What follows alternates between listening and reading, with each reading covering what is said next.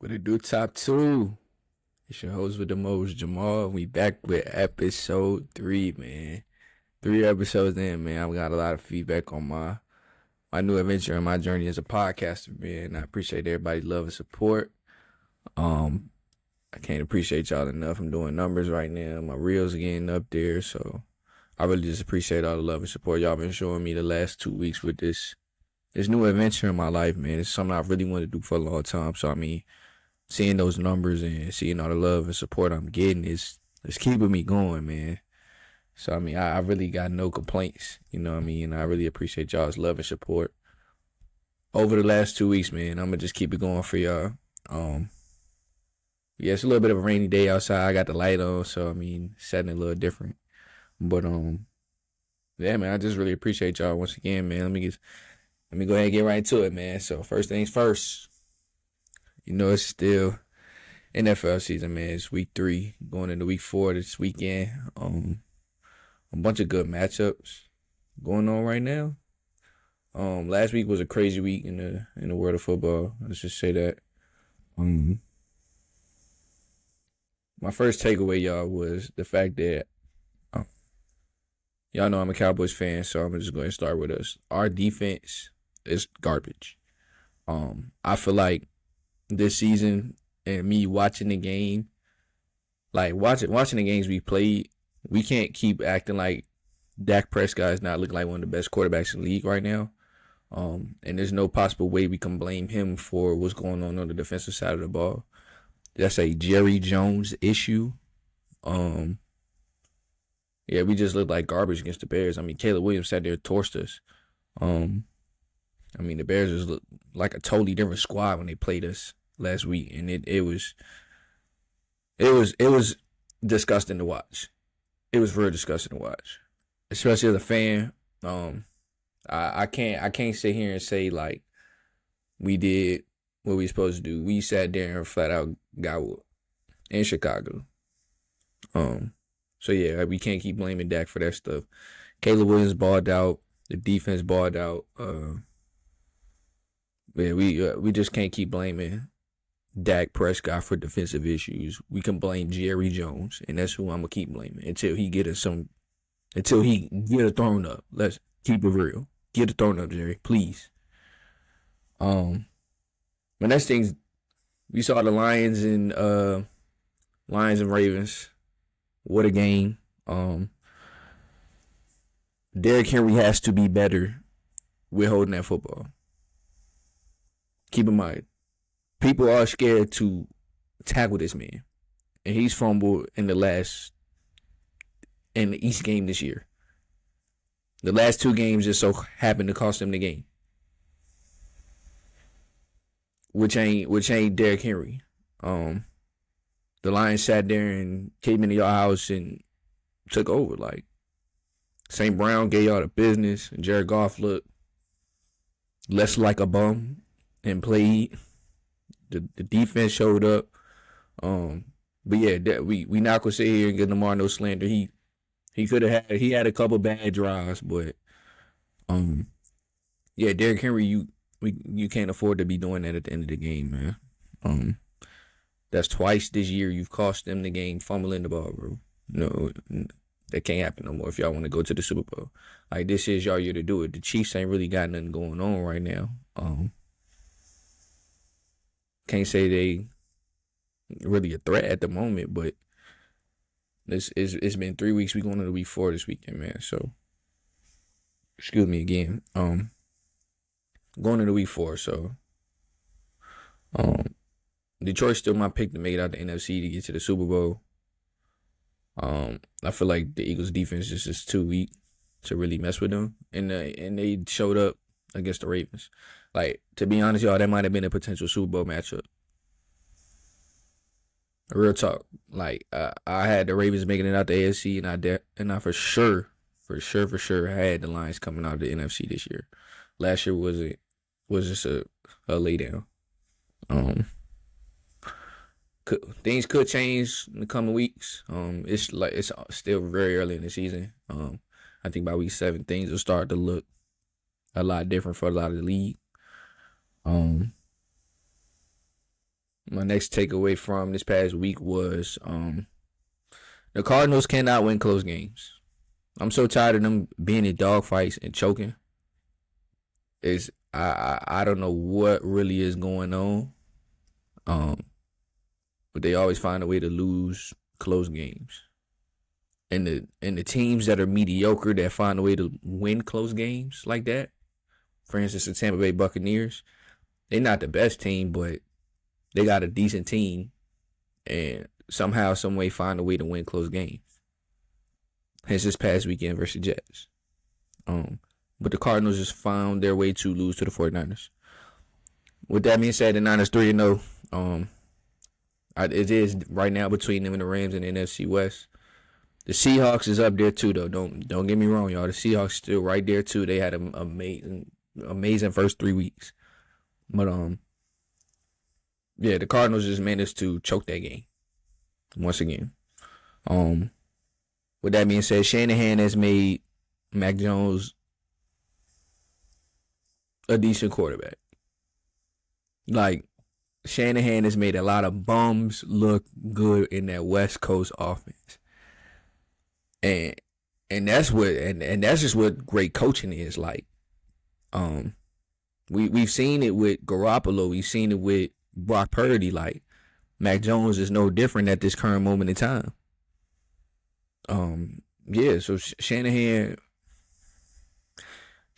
gonna do what he do on that offensive side of the ball in that West Coast offense, man. He just making a lot of quarterbacks who's mediocre look great, and it's not a knock to the quarterback. It's just a head and a sign of respect to the coaching. My next take really is Herbert's looking like a freaking MVP. That man has been balling. I mean, he's making all the right plays. He's like last week he gave the Broncos a taste like, yeah, I've been him for a long time. I just needed something to build with, and the Chargers is looking pretty scary right now. Don't get me wrong, that game versus the Broncos too, y'all, was a good game this past week. It was a great game. Herbert just balled out. The Broncos defense still one of the best in the league, but he sat there and picked them apart like they wasn't really doing nothing special. That's no disrespect to the Broncos defense, but yeah, Herbert is on one this year, y'all. Like, just keep watching. The Broncos still gonna be okay though. I don't really got too much bad stuff to say, other than they can't fall off. Like, they can't do what teams who aren't on the same level as them have been doing. Like, they gotta win games like the Chargers. They gotta win those kind of close games too. Like, because that's what's gonna separate them in the coming weeks of the season. Like I said earlier, the Seahawks look good. My real question for them is, can they keep it together for the long run? I mean, they had the Saints this week. They murdered them. That's what they're supposed to do. But Sam Darnold is there. He's balling too. The Seahawks, it ain't too much bad I can really say about them right now. But I just want to see how they play it out with the oncoming weeks of the season. Yeah, those are just usually that's like my biggest takeaways of this week, y'all. I know there's a lot more I could say about the other games. I mean, the Rams is doing what they supposed to do. They handling business. The Bucks and the Jets, like, with a close game. But like I said, the Bucks is going to be one of the teams that can win those tight games as a mediocre team. I mean, there's so many more teams that I could really talk about. The Commanders handle business without Jaden Daniels. Cool. He be back. Be back real soon. Got the Falcons this weekend, so it's going to be a little bit of a battle. Yeah, I mean, it's a lot, y'all. It's a lot. I'm gonna be real, it's a lot. So I'm gonna go into my top 5 going into the week.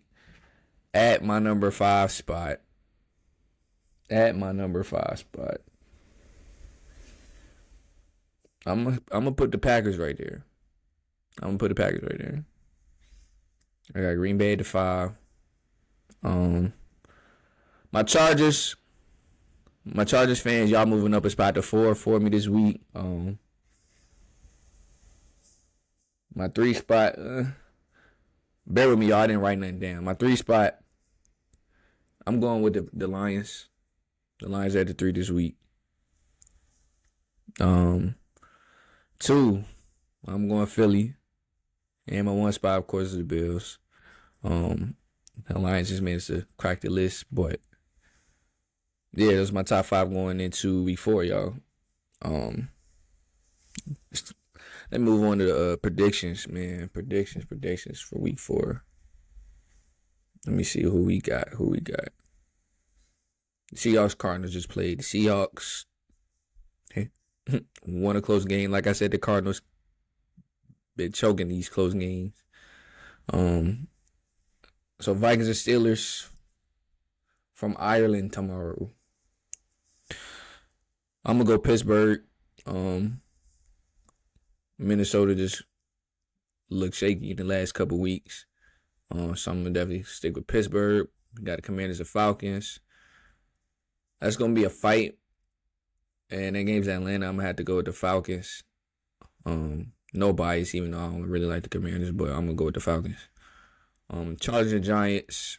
Justin Herbert going to torch them boys. It's not a debate. I'm going to Chargers. Titans, Texans. Potentially could be Cam Ward's first real win. But I'm gonna go with the Texans again. Eagles and Bucks. That's gonna be a good game.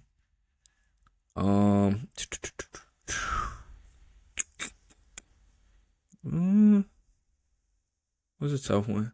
I feel like the Bucks can pick their defense apart. I'm gonna go to Bucks in a crazy upset right here. Panthers, Pats. I'm going Carolina. Saints and Bills. The Bills is gonna murder the Saints. Lions, Browns. Give me the Lions. Jags, Niners. I'm going Niners.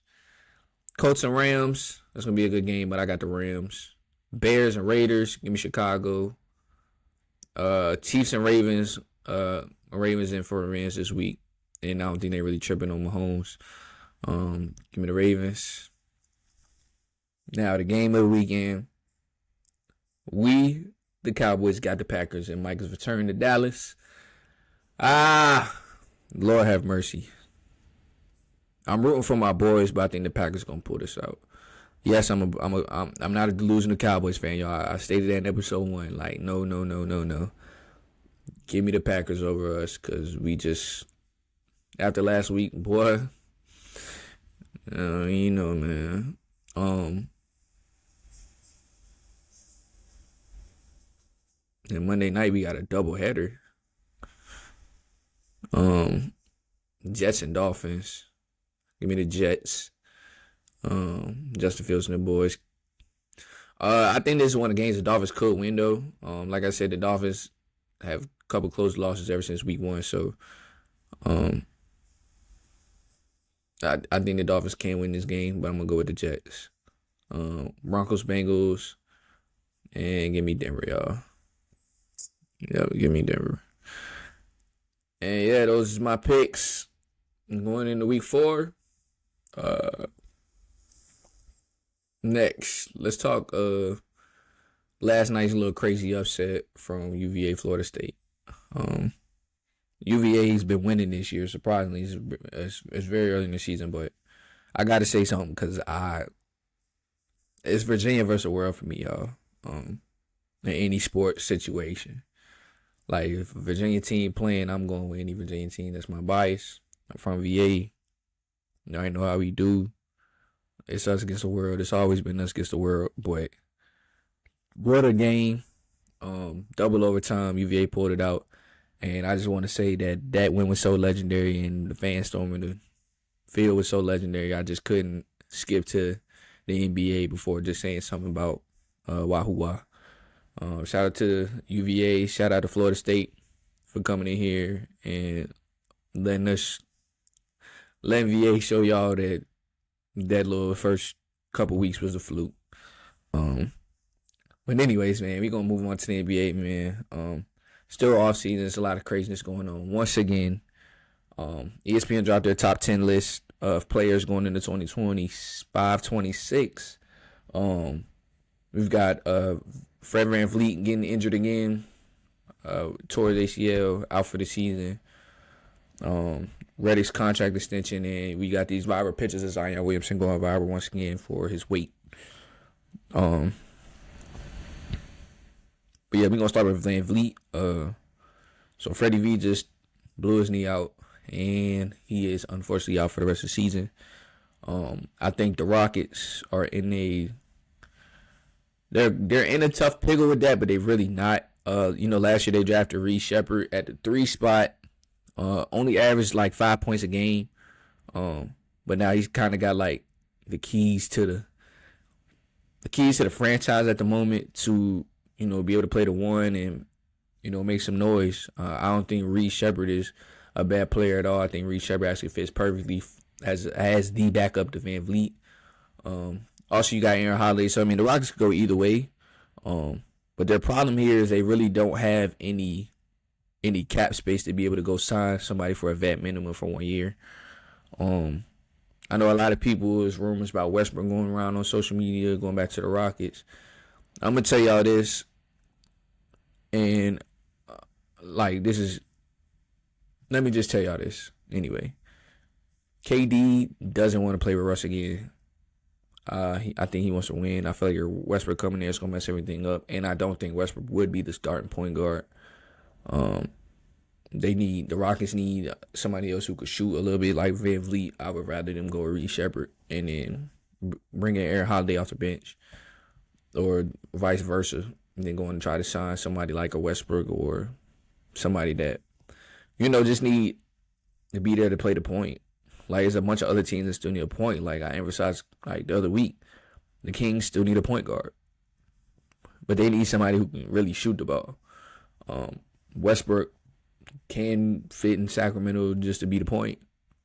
Sacramento really not going nowhere, but they still have a decent squad to be able to scrape out some wins and stuff like that. But yeah, I just think the Rockets go either way with Reed Sheppard or Aaron Holiday.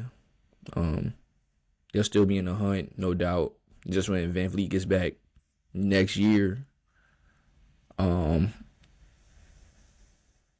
it already depends on the success of this season.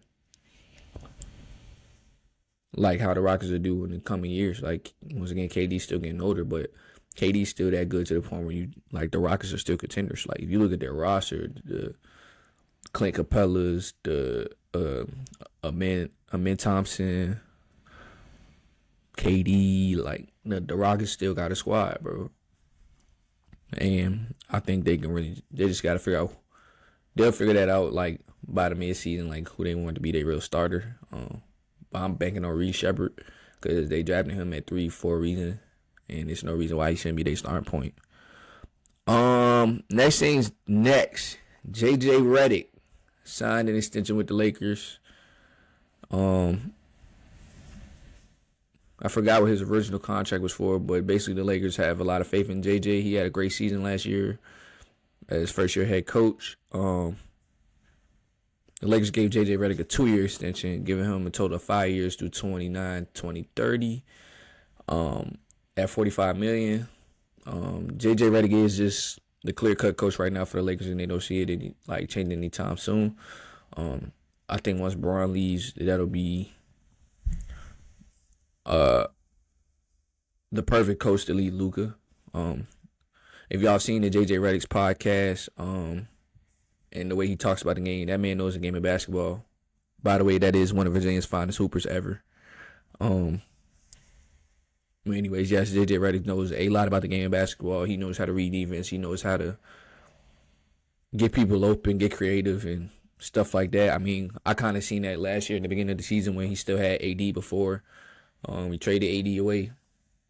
But he was creating looks for Braun to get baseline cuts, AD to have some one-on-one work from the top, even at the 5. But I think JJ Redick is great for the future of the Lakers. And Pelinka just pretty much solidified that with that 2-year extension. Next, like I said, ESPN's got their top 10 list. I was just looking at it not too long ago. I'm I'm gonna read off ESPN's top 10 and what I think about it. So we're just gonna start at 10. They got Jalen Brunson. Next 9 is KD. 8 is Bron. 7 is Steph. Ant-Man is at 6. Wemby's at 5. Giannis is at 4. Luka at 3. SGA is 2, and the Joker's at 1. First things first, I don't think Jalen Brunson should be at 10, which is it's a hot take. I guess at the moment he could be 10, but I mean I feel like it's still a couple players, like at least 1 or 2 players that can be up there in front of them, in front of him right there. Probably a Jason Tatum, or a Jaylen Brown, but that's probably the only other 2 people I would put in front of Jalen Brunson. So I don't think Jalen Brunson is terrible right here. I just think either Jason Tatum or Jaylen Brown could be right there. But I mean, the last few years Jalen Brunson has proven himself, so I'm not mad at him right there. KD at 9.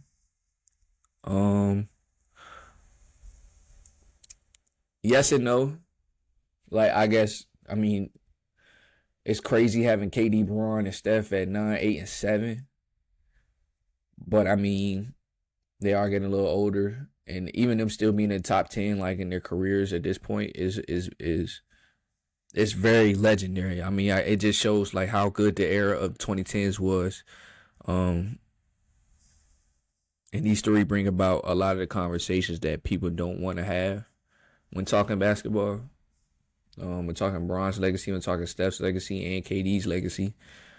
Bron at 8, I'm not mad at that. Once again, Bron is a little older. Steph at 7. Steph at 7 really feel like Steph should be like at least 6.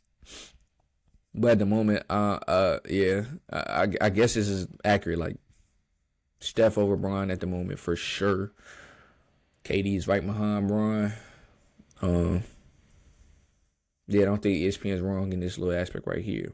But this is when stuff gets like a little tricky for me. They got Ant-Man, then Wemby, then Giannis at 4. If you ask me, I've got Ant-Man over Wemby. I do believe Ant-Man is better than Wemby at the moment. I'm not saying Wemby won't be by the end of the season, or Ant-Man won't be a little bit higher on this list by the end of the season. Neither. I just think Ant-Man's proved a lot more than Wemby has. He's won a lot more. He's been in the league longer, of course. So, I mean, I would still take Anthony Edwards over Wemby. So, I would probably have Wemby at 6 and Ant-Man at 5. Next thing is Giannis at 4 and Luka at 3.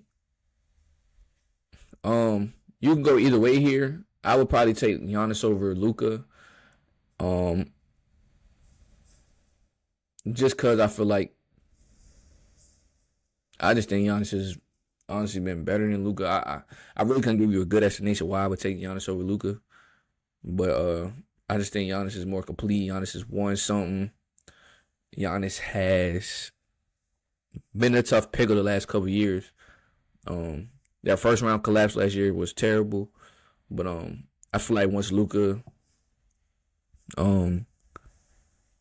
comes in a little bit more in shape, we've seen his summer body transformation. He was playing in the FIBA Euros. It was looking mighty scary. But I would at least put Luka at 4, Giannis at 3. And the top 2 is pretty much self-explanatory, SGA and then the Joker. Yeah, SGA is definitely probably number 2. If he's not 2, he's definitely top 5. But yeah, I believe these are the top 2 players in the world right now. I mean, ESPN didn't do a terrible job with their top 10, so I ain't really got nothing really to say about it. And lastly, y'all, it's gonna be Zion's weight. It's pictures going viral on Instagram talking about his weight and stuff like that. You know, he's had that 5-year max extension that wasn't guaranteed because he couldn't stay in shape, couldn't stay healthy. But he came in again looking a lot slimmer, a lot more ripped. His ratio is looking pretty good. I'm excited to see what he has to do this year. I feel like he still has a lot to prove. Excuse me. I really feel like he has a lot to prove still. But yeah, just those pictures has me thinking like what could possibly be. As long as he stays healthy, I just want him on the floor, man. I just want him on the floor. As long as he's on the floor, the Pelicans got a chance. When he's not on the floor is when everything goes down. Yeah, I think the way he's looking now, I just pray he stays healthy and can play all 82 games. The way his contract broken down, he has to meet these weight requirements. He has to play a certain amount of games to get his money guaranteed for the next year. I forgot how long he got, but I mean he's looking real good. I'm really excited to see like him on the court. I believe they say he's he's like the fastest player to 5,000 points, and he's barely played, which is kind of crazy. But yeah, as long as he stays healthy, keep in mind he's been playing for since 2019, 2020 was his rookie year. This is what, year 6, 7? Yeah, it's time.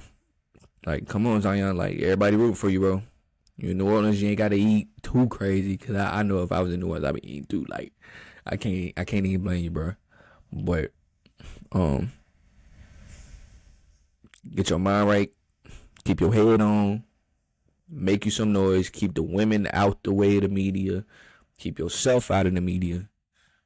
Do your thing, bro. All right. And that's gonna conclude this week's episode, y'all. Appreciate y'all for tuning in as always. Shout out to everybody who's been watching consistently. Shout out to everybody who been giving me feedback once again, man. Nobody told you they love you today. I love you, man. I'll see y'all in the next episode.